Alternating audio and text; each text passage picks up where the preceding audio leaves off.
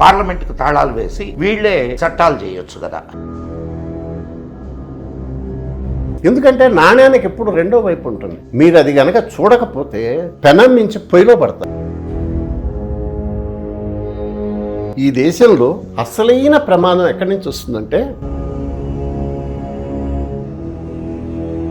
ఈ మధ్య వరకు తీసుకుంటే ఇంతకుముందు ఆ జగన్మోహన్ రెడ్డి ప్రభుత్వంలో ఆంధ్రప్రదేశ్లో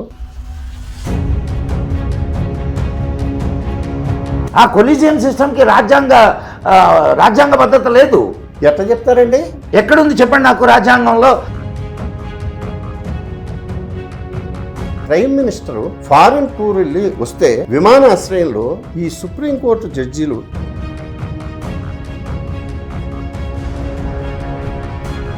ఒక ఐఏఎస్ ఆఫీసర్ని జడ్జిగా నియమించారు. చట్టసభలు చట్టం చేసినాయి. దాన్ని రద్దు చేసే అధికారం జ్యుడిషియరీకి ఉందా? You think parliament is so helpless అని అనుకుంటున్నా.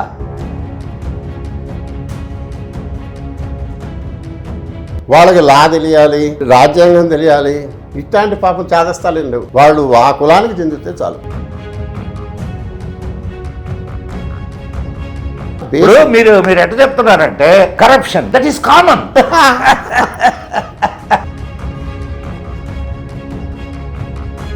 ఈ రోజు ఉన్నటువంటి మీడియా అమ్ముడు పోకుండా ఉందా?